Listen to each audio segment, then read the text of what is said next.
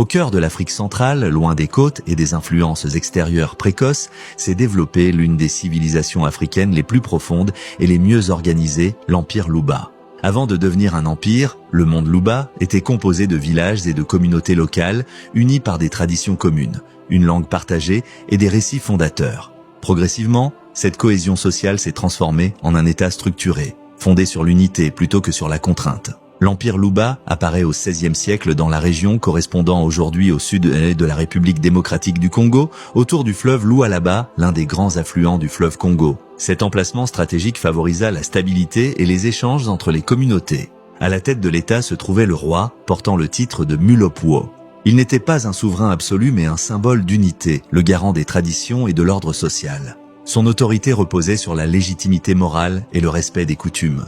Le choix du roi était lié à la sagesse, à l'équilibre et à la capacité de préserver l'harmonie du peuple. Il gouvernait aux côtés de conseils de sages, de chefs religieux et de gardiens de la mémoire, assurant un pouvoir partagé et un équilibre politique durable. L'empire était divisé en provinces, chacune dirigée par un chef local relié à l'autorité centrale.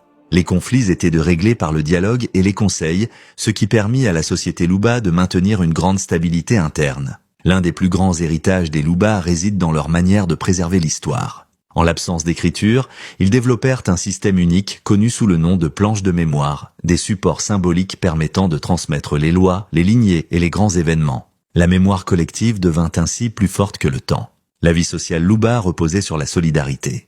La famille occupait une place centrale, les rites structurèrent le quotidien et les femmes jouaient un rôle essentiel dans la transmission culturelle et la stabilité de la société. L'économie de l'Empire s'appuyait sur une agriculture organisée, la métallurgie, l'artisanat avancé et des réseaux d'échanges régionaux au cœur de l'Afrique centrale. L'art Luba, notamment les sculptures en bois et les symboles royaux, n'était pas décoratif. Il représentait une véritable langue visuelle, exprimant l'autorité, la légitimité et l'identité collective. Avec les transformations régionales des XVIIIe et XIXe siècles, l'influence politique de l'Empire Luba commença à décliner progressivement, jusqu'à la fin de son rôle politique à l'époque coloniale. Cependant, l'Empire Luba n'a jamais disparu. Son héritage demeure vivant dans la culture, les traditions et les systèmes sociaux des peuples d'Afrique centrale. L'histoire de l'Empire Luba nous rappelle que le cœur de l'Afrique n'a jamais été un espace vide, mais un centre de sagesse, d'organisation et d'État puissant, bien avant l'époque moderne.